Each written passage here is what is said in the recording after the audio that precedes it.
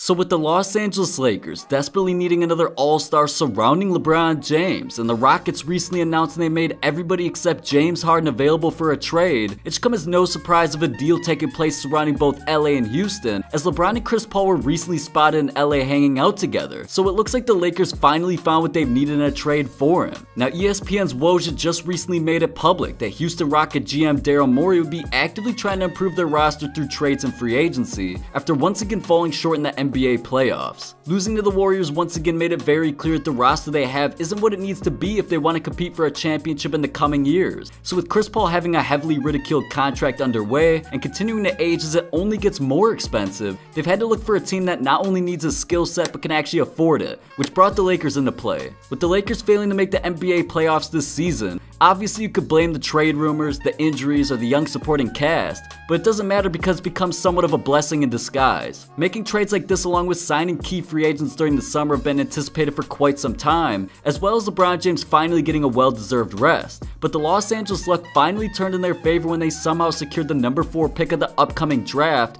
during the recent lottery, which many including LA GM Rob Pelinka felt would be a huge trade asset moving forward, since they've already had enough young talent a part of their core already. What they need at this point in time is established superstars that can help bring a championship home, here at the tail end of LeBron James' recently signed 4-year contract. Now with Chris Paul continuing to be an all-star as well as averaging 15 points, 4 rebounds, and 8 assists per game this season, all while playing a support role to a superstar in James Harden, this addition is exactly what the Lakers have needed, since they lack experience in a true playmaker outside of LeBron himself. With CP3 already proving he can play alongside bigger talent, while being one of the most efficient point guards we've ever seen, as well as being able to score on his own while desperately chasing his first ever ring, it's a perfect match finally pairing the two up, seeing as LeBron is used to being successful in an elite point guard beside him already in Kyrie Irving. And also, Chris and Bron have had a history together both on and off the court, still being friends all these years, so the chemistry is obviously there. But as far as the deal goes, teams around the league had already expressed that Lonzo Ball's potential is worth whatever comes with him to an organization, including his outrageous father of LeVar.